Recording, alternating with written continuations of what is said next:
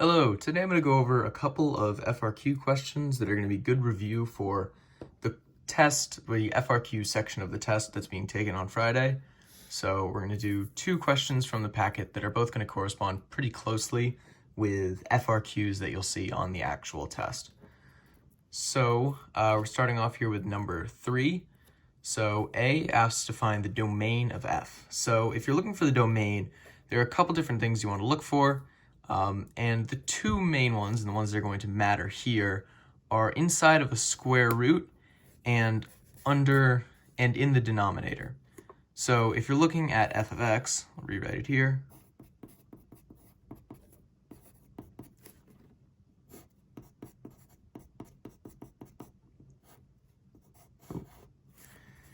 This bottom portion cannot be equal to 0, and the x squared plus x plus 1 can't be negative because obviously you can't take the square root of a negative.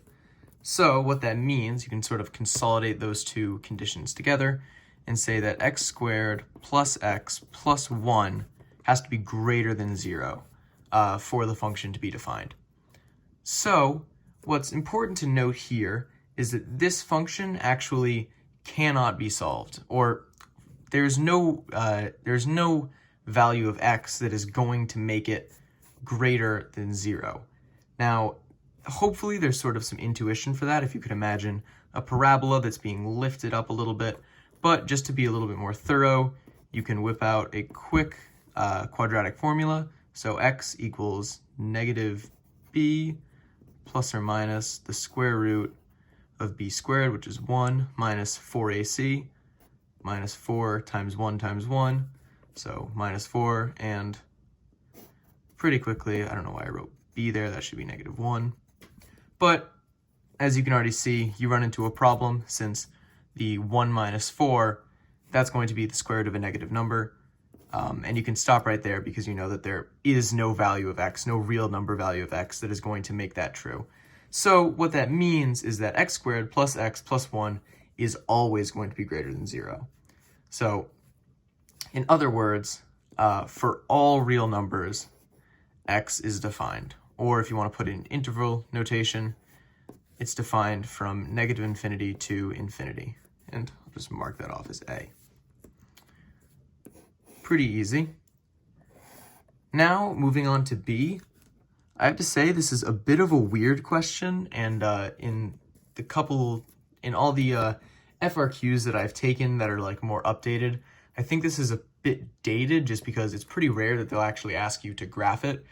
And this is kind of just asking you to write down what you have on your calculator.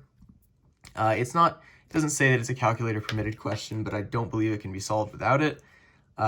So in other words, you just graph it, which I've already gone through the time of doing. But there are a couple key factors, a couple key little things you want to include on your graph. A, just make sure your domain is exactly what it's supposed to be, and your range, same thing. And then you just want to make sure that A, this little, the fact that it's crossing through the origin is really important because that's going to be your x-intercept and your y-intercept. And if you look on the left, it's sort of hard to see with the writing over it, but there is a relative minimum that you definitely want to include on your graph. So if we go ahead and draw that, your y-axis, x-axis, number them, or at least mark them.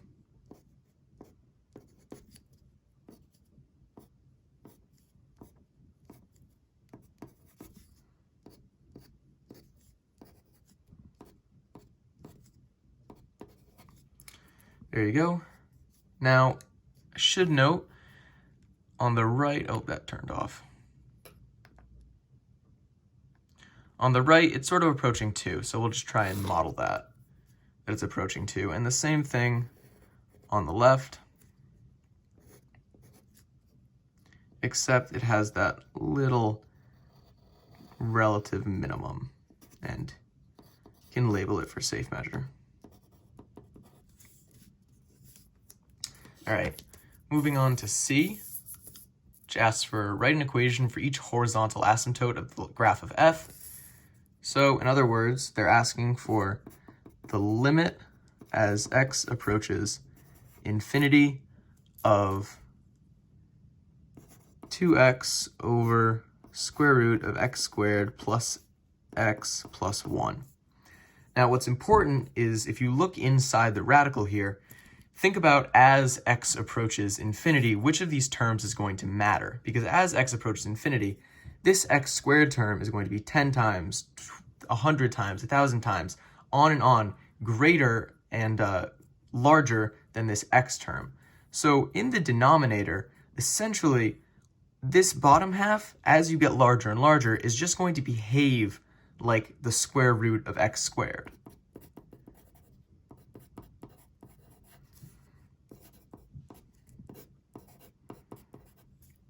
It's just going to behave like that because you're getting bigger and bigger, and the other terms are going to become irrelevant.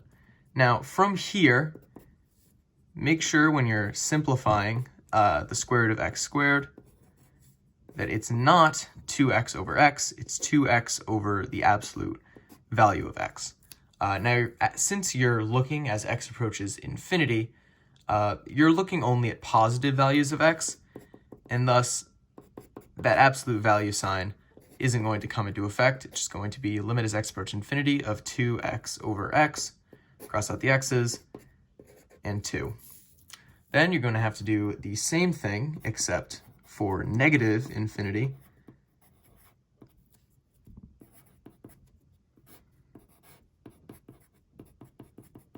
And the same thing applies here, that the bottom is just going to act like the absolute value of x.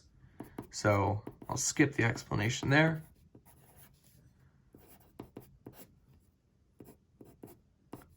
But here, whoops, since you're dealing with negative values of x going to the left, this absolute value sign is going to come into effect.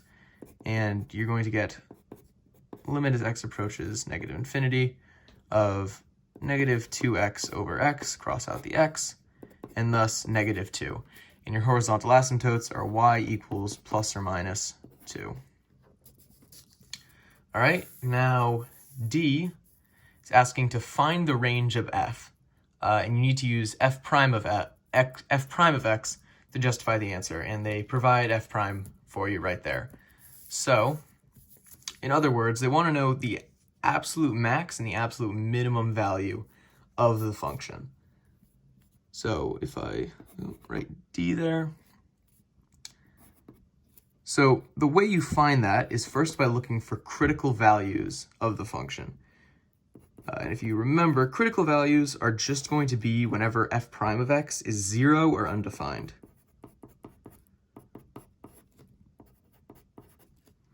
So you're looking for when this equals 0. You'd also look for when it's undefined, but as we established earlier, this bottom portion is always going to be a positive number, and therefore you don't really need to worry about the undefined part. So you can multiply this over, and you're only looking for when x plus 2 equals 0, or in other words, x equals negative 2. Now, like we showed earlier, and you can just kind of consult the graph for this since it's already here, that is going to be a relative minimum, and we'll sort of draw a number line to illustrate that. We'll have, this will represent the x values, this will be f of x, and in the middle here, we'll put negative 2, since that is our critical value. None of the other values are really going to matter. And right of the critical value, as you can see on the graph, it is going to increase, and left of the critical value, it is going to decrease. Actually, instead of plus, I'll write increase, just because it's not necessarily positive.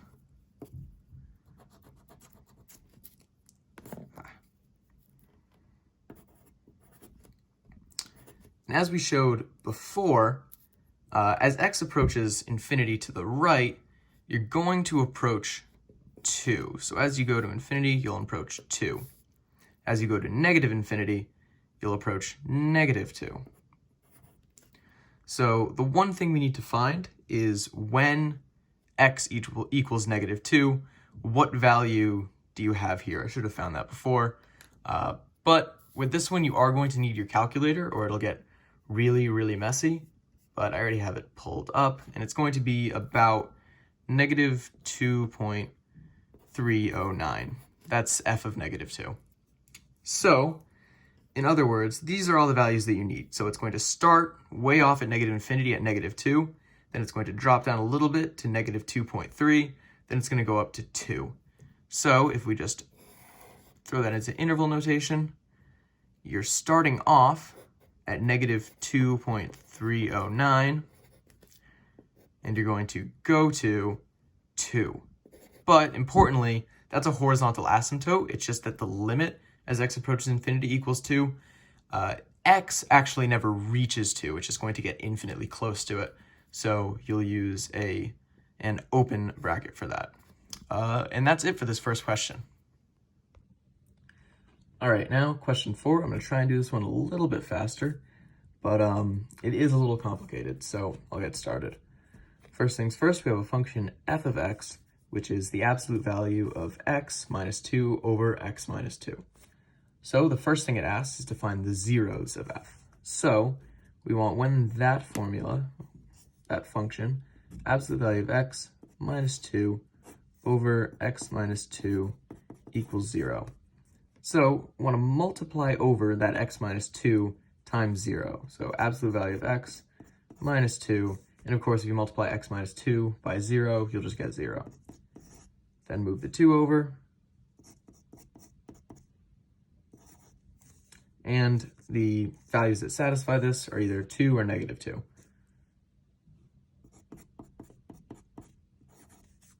Easy. But this should send off a little bit of alarm bells in your head. I'll label that as A. Because if you look back at the original function, you have this big x minus 2 on the denominator. And if you plug positive 2 into the original equation, you're not going to get 0 because on the bottom you'll have 0, which means that the function is undefined there. So in reality, that positive you can just ignore. And the only value that is a 0 is x equals negative 2. So from there, move on to B, which is where things get a little complicated. Now, what's important is they're asking for f prime of x. And if you want to take the derivative, first what you're going to have to do is split it up into two parts. Since it is an absolute value equation, there are going to be two branches that you need to sort of deal with differently. So we have f of x equals, nice little bracket. First we'll have when x is less than 0. And when x is less than 0, this absolute value of x is just going to behave like negative x. So negative x minus 2 over x minus 2. And that is when x is less than 0. But when x is greater than 0, the absolute value isn't going to kick into effect because it's already greater than 0. So otherwise, it'll be x minus 2 over x minus 2. And that is for when x is greater than 0. Now, I should note quick, and I'll just do it quickly, this bottom section is just 0, is just 1, because you're taking something and dividing it by itself, so that is always going to be 1. There is that domain issue with x minus 2, but it's not asking for f prime of 2, so that's not something you need to worry about.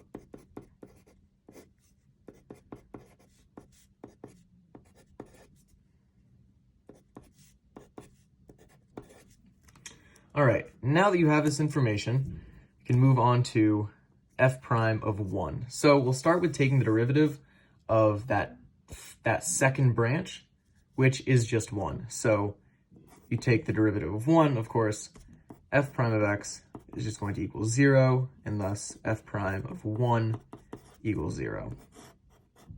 There you go. Now C is going to get a little bit more complicated. C is asking for f prime of negative 1. So now you need to take the derivative of that much more complicated upper branch, since it doesn't just cancel out all cleanly like the top did, or like the bottom. Anyway, with this one, you need to do quotient rule. So f prime of x, and if you remember high d low, low d high, high d low, so low negative x minus 2, d high wait, nope.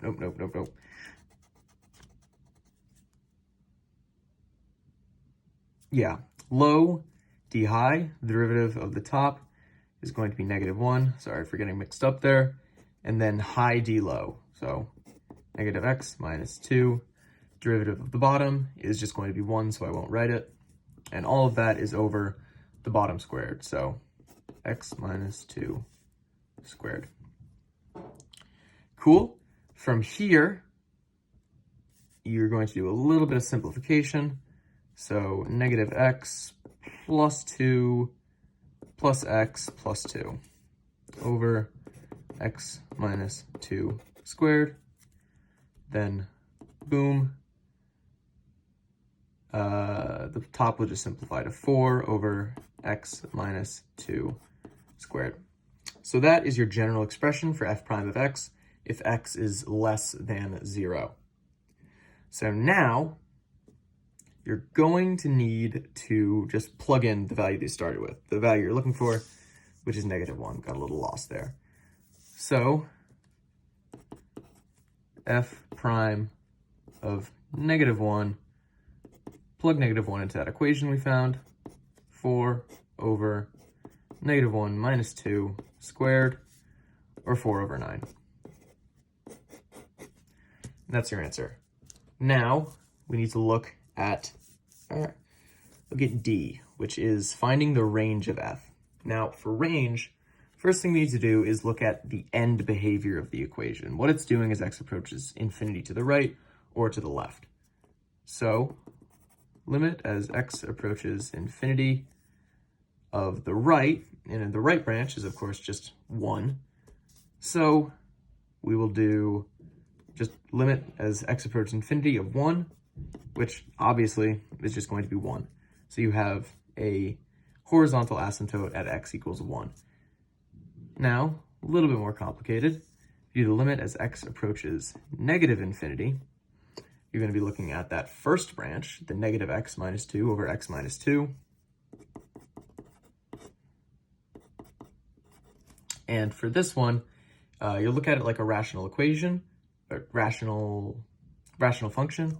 And if you compare these first coefficients, they're of the same degree, first degree 1. So you can do the ratio of the leading coefficients, -1 over 1, or just -1. So you'll have horizontal asymptotes at y equals plus or minus 1. Now, before you go ahead and decide what the graph looks like, decide what the range is, you also need to check for critical values.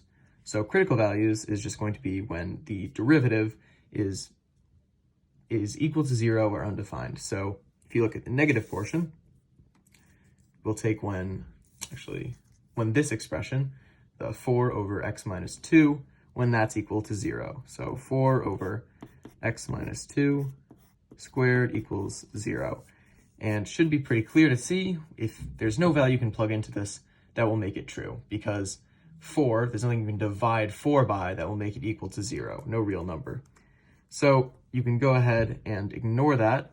You should also look, though, for if this is undefined, because if undefined, that's still a critical value. But the only number that is going to make this undefined is if you have 2 minus 2 squared. So if you did 4 over 2 minus 2 squared, but remember, this expression is just for when x is less than 0. So that's not going to happen. You're never going to be plugging positive x into that. You're never going to be plugging positive 2 in. So in other words, no critical values. Then, a lot easier, if you're looking on the right side, you need to plug in the derivative. That derivative equals 0. And of course, 0 is always going to be equal to 0. So when x is greater than 0, when x is greater than 0, f prime of x is just going to equal 0. It's all going to be a critical value. Now, that can be a little confusing, but all that means is you just have a line. So from x equals 0 to infinity, you just have a straight line. So from there, you can make the final determination for what the range is. and it'll be from -1 to 1, since there are no critical values, no relative max, relative mins, so it's just going to be from that bottom horizontal asymptote to that top horizontal asymptote. But what's important is you want to have the right type of brackets, because this 1 value, if you plug in anything greater than 0, you are going to get 1, so that'll be a closed bracket since that value is included. But this left one, that horizontal asymptote, as x approaches negative infinity, you're going to get closer and closer and closer to it. You're never going to actually reach it. So the -1, you're going to have an open bracket. So that's your final answer, -1 to 1, with those brackets, and there you go. Hopefully that was helpful. Let me know if you have any questions, and have a good day.